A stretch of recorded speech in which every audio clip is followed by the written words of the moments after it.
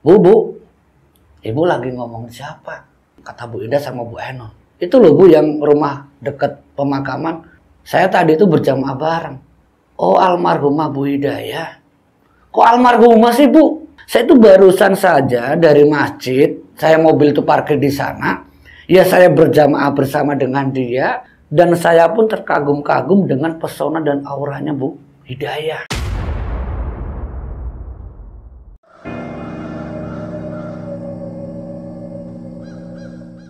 Bismillahirrahmanirrahim. Assalamualaikum warahmatullahi wabarakatuh. Alhamdulillah wa syukurillah wa ni'matillah la khola wa la quwata illa billah, amma ba'd.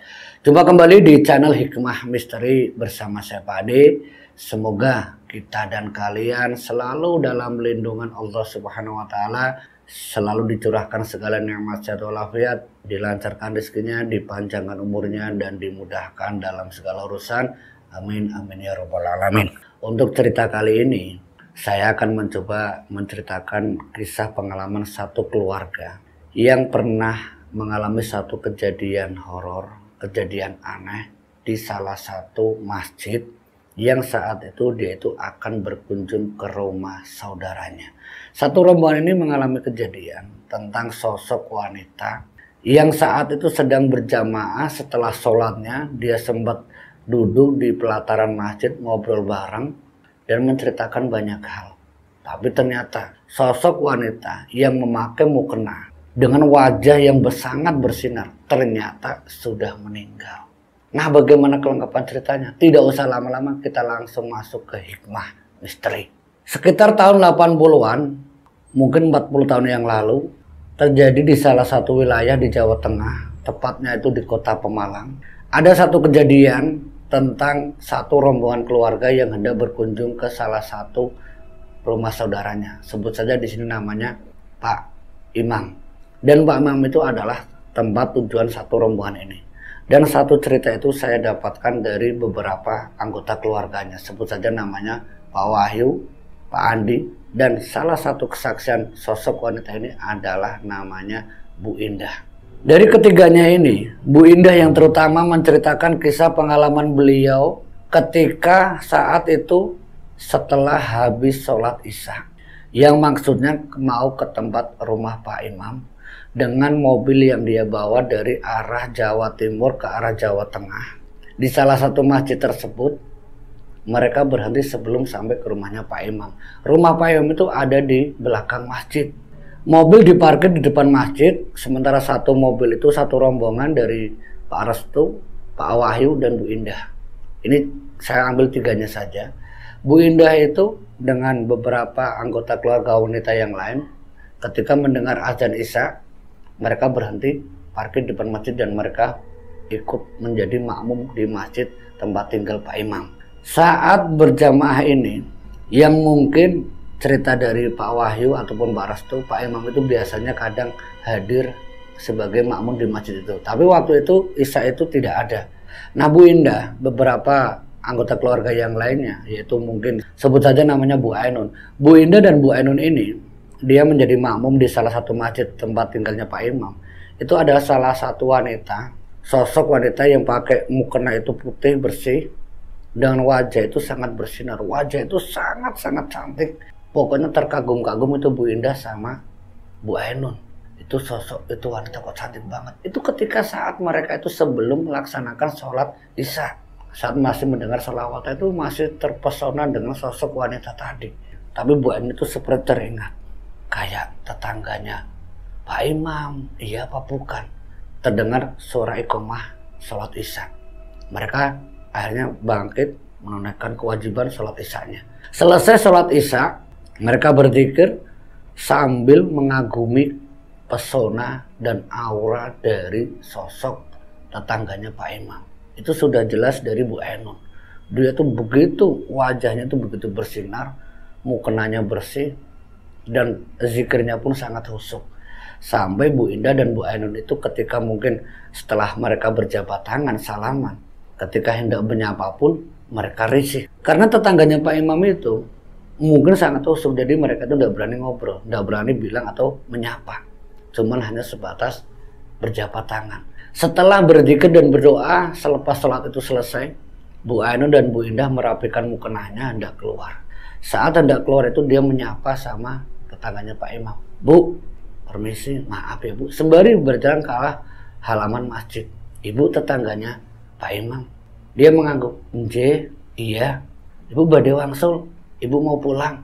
"Nje, saya mau pulang."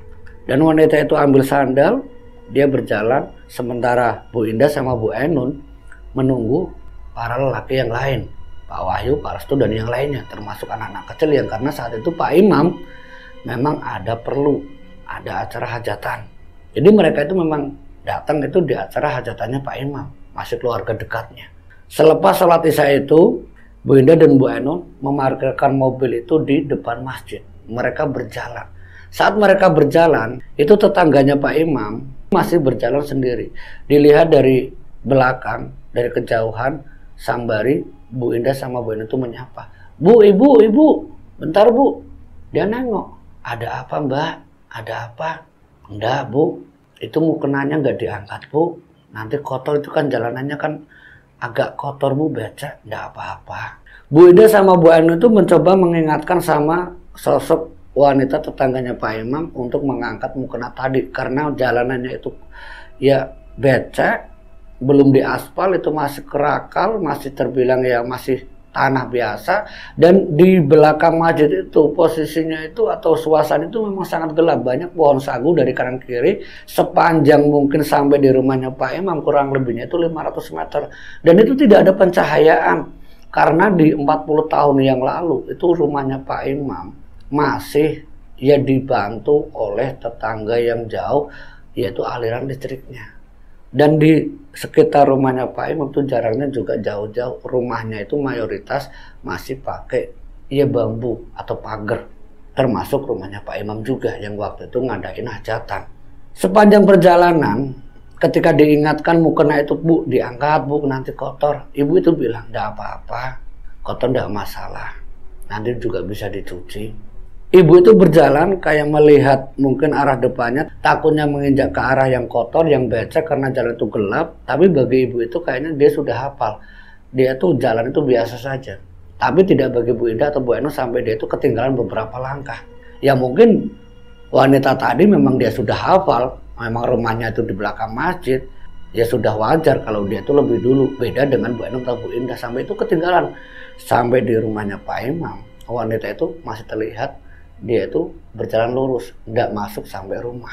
Tapi ada satu hal yang diceritakan, saya ambil dulu. Arah lurusnya mungkin jaraknya itu sekitar 150 meter itu di rumahnya Pak Imam itu ada pemakaman. Nah, rumah ibu tadi itu tidak jauh dari pemakaman.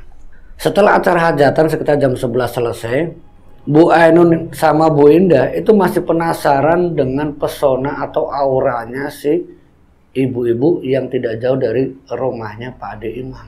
Sampai selesainya acara hajatan tersebut, Bu Ainun itu sempat menanyakan ke Pak Imam, "Pak Imam, boleh tidak saya nanya tentang tetangga Bapak?" "Siapa?" "Itu loh ibu-ibu yang rumah itulah, paling ujung, yang sana yang dekat." "Apa itu Pak?" "Pemakaman."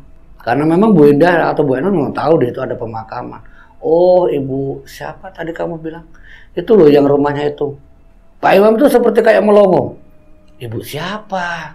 "Bu Indah ini, itu loh Pak yang wajahnya gini-gini Pak." Diceritakan ciri fisiknya. Pak Imam itu kayak melongo. "Apa Bu Hidayah apa bukan?"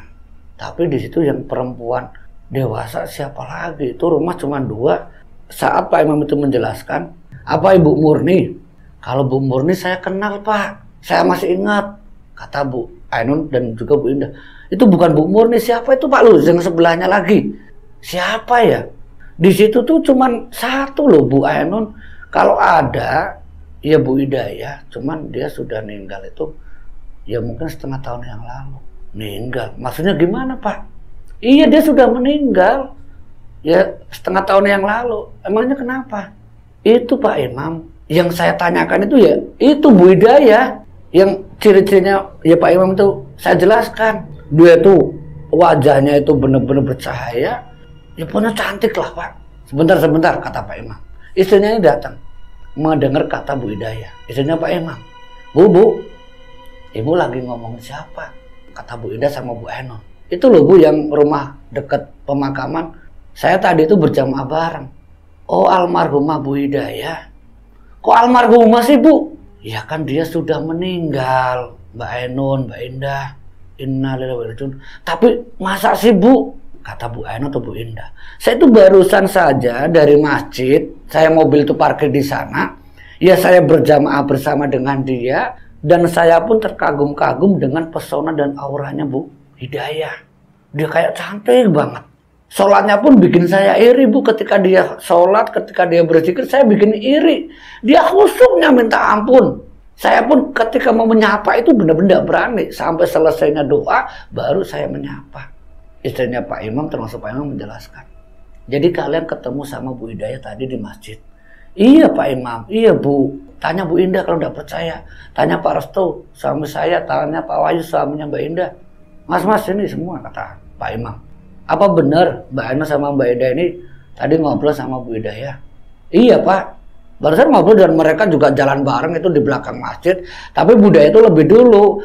Ya saya pikir dia kan hafal Pak jalannya, sementara jalan kan gelap. Pak Imam sempat kaget mendengar apa yang diceritakan oleh Pak Restu dan Pak Wahyu kalau Bu Hidayah itu jalan lebih dulu.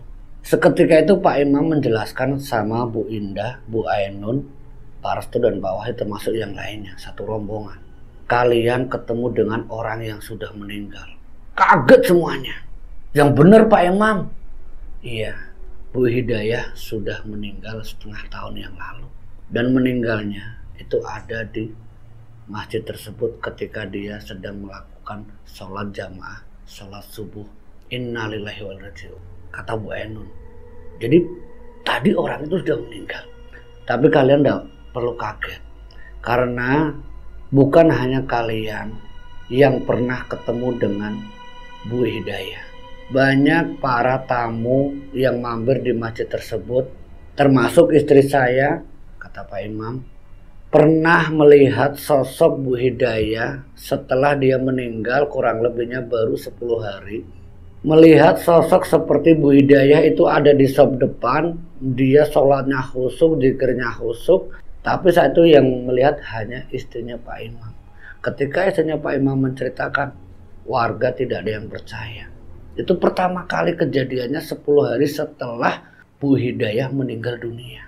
Tapi lambat laun cerita tentang Bu Hidayah yang ikut berjamaah di masjid depan, kata Pak Imam, yang dekat jalan raya, ternyata bukan hanya istrinya Bu Imam.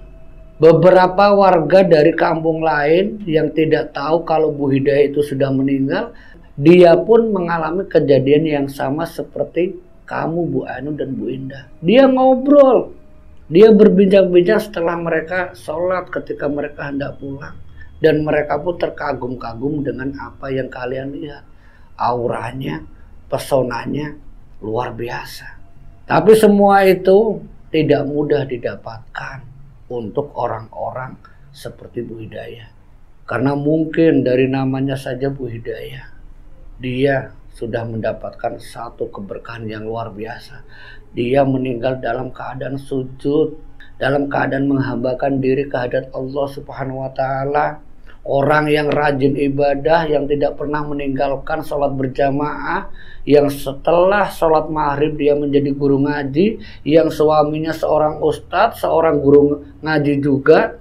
Anak-anakku, kata Pak Imam, juga pernah diajari tentang ngaji oleh almarhum Bu Hidayah, termasuk suaminya juga. Dan bukan itu saja, beberapa bulan kemarin ada tamunya saya, kata Pak Imam, dia juga datang menjelaskan pas dia itu sepulang dari Jakarta, mampir di arah masjid tersebut. Dia mampir ke rumah saya itu selepas sholat subuh, dan dia pun berjalan di samping Bu Hidayah. Itu 1 bulan yang lalu sebelum saya ini mengadakan hajatan. Karena dia tahu kabar saya akan mengadakan hajatan, dia mampir lebih dulu. Dan dia ketika saya cerita pun kaget, tidak percaya kalau sosok almarhumah Ibu Hidayah itu sudah meninggal. Tidak mungkin Pak Imam, tidak mungkin. Wong saya itu baru saja keluar dari masjid, berjalan bareng di samping masjid sampai di rumahnya Pak Imam, saya ngobrol bareng. dengan almarhumah Bu Hidayah. Kok Pak Imam bilang sudah meninggal? Dan saya, kata Pak Imam, membuktikan ke teman saya esok harinya, ini nisan dan pusara makam Bu Hidayah. Ini makamnya. Dan kalau kamu kurang yakin, saya jelaskan dan saya pertemukan dengan Pak Ustadz, suami Bu Hidayah, seorang guru ngaji, teman saya, kata Pak Imam. Mampir ke rumah Pak Ustadz dan Pak Ustadz pun menceritakan bagaimana perilaku istrinya yang luar biasa, puasanya yang tidak pernah terputus kecuali datang bulan, dan dia selalu menebus setiap kesalahannya. Dia selalu menangis ketika dia sujud. Sudah didatangkan satu hal yang membuat dia tidak bisa beribadah. Ketika tamu itu datang bulan, Bu Hidayah selalu menangis, ya Allah, kenapa aku dikasih nikmat seperti ini, aku harus menanggung dosa. Dan dia sadar banyaknya golongan manusia, yaitu kaum Hawa, yang masuk ke neraka karena banyaknya para kaum Hawa yang masuk gara-gara sering datang bulan. Karena banyak wanita ini yang sering sekali yang namanya halangan yang membuat mereka, yaitu kaum Hawa, kaum perempuan, tidak bisa melaksanakan ibadah. Tidak seperti laki-laki. Ini yang membuat waktu itu Bu Hidayah, setiap kali Bu Hidayah selesai masa datang bulannya, Bu Hidayah selalu melakukan sholat tobat. Begitu luar biasanya seorang istri Pak Ustadz, yaitu almarhumah Bu Hidayah. Selama hidupnya dari dia menikah dengan seorang ustadz, ternyata puasanya memang tidak pernah terputus. Senin, Rabu puasa Nabi Daud dijalankan, Senin Kamisnya dijalankan, ibadahnya tidak pernah terputus. Dan setelah dia meninggal, masih banyak orang-orang menyaksikan kalau Bu Hidayah itu ada di masjid sedang melaksanakan ibadah. Mendengar cerita dari Pak Imam, Bu Ainun, Bu Indah sampai tidak kuat, dia netesin air mata. Mungkin bagi Bu Indah yang mengirimkan cerita ini, dia tidak kuat karena dia merasa sangat-sangat bersalah di hadapan Allah Subhanahu wa Ta'ala, tidak bisa menghambakan dirinya seperti Bu Hidayah. Dan semenjak kejadian ketemu dengan almarhumah Bu Hidayah yang diceritakan ke Pak Imam, Bu Indah berusaha sebaik mungkin agar apa yang dialami Bu Indah itu seakan-akan bisa menjadi miliknya. Bisa dilihat seorang ahli ibadah, seorang yang beriman, bertakwa, berperilaku luar biasa. Ketika dia meninggal masih diperlihatkan sosok wujud aslinya yang dilihat oleh bukan satu atau dua orang yang masih hidup. Dan itu luar biasanya Bu Hidayah. Sampai akhirnya para warga pun percaya bahwa sosok almarhumah Bu Hidayah benar-benar masih hidup lagi. Seakan-akan diberikan kehidupan untuk menjelaskan orang-orang yang masih hidup, kalau kamu masih ingin menjadi seorang yang bisa keluar dari alam barzakh, orang ahli ibadah, jadilah seperti almarhumah Bu Hidayah. Itu seperti kayak menjadi contoh di lingkungan tempat tinggal Pak Imam. Dan Bu Indah sendiri berusaha sebaik mungkin, sebisa mungkin. Setidaknya buat Bu Indah, saya berusaha sebisa mungkin.